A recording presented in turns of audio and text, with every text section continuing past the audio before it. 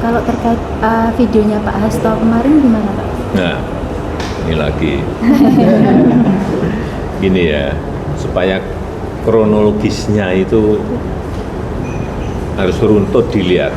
Karena ini kan zamannya keterbukaan. Coba dilihat tahun 2015. Ada inisiatif dari DPR untuk memasukkan revisi RUU KPK ke prolegnas. Coba dilihat lagi. Dan saat itu terjadi ketidaksepakatan antara DPR dan pemerintah sehingga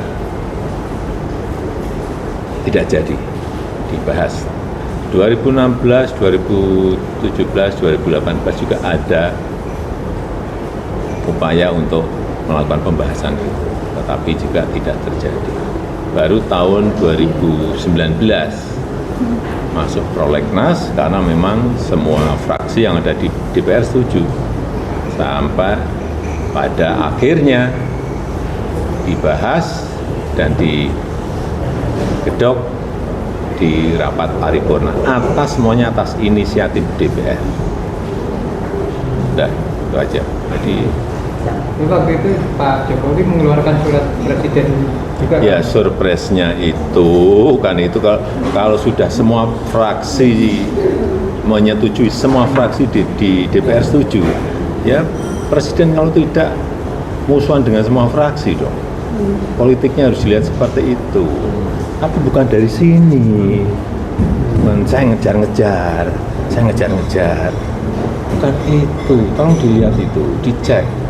Ada beritanya semuanya. Dan sampai setelah diundangkan, saya juga akhirnya tidak tanda tangan. Coba dilihat lagi. Nggak ada tanda tangan presiden. Ya. Tapi kan aturannya tetap setelah 30 hari bisa berlaku. Nggih. Ya, gitu aja. Untuk tudingan Pak Hasto tanggapannya seperti apa? Untuk tudingan Pak Hasto tanggapannya seperti apa? Ya tadi. Berarti dengan UU tadi tidak ada niatan, kan dari Pak Hasto kan menyatakan bahwa UU tersebut itu karangan cerita, semua orang bisa membuat karangan cerita. Udah, itu aja. Penegasan dari Pak Jokowi seperti ini. Saya kira itu aja. Berarti tidak ada untuk memuluskan Mas Gibran dan Mas Bobi waktu Hubungannya apa? Coba pakai logika dong kita itu. Pakai logika. Untuk apa?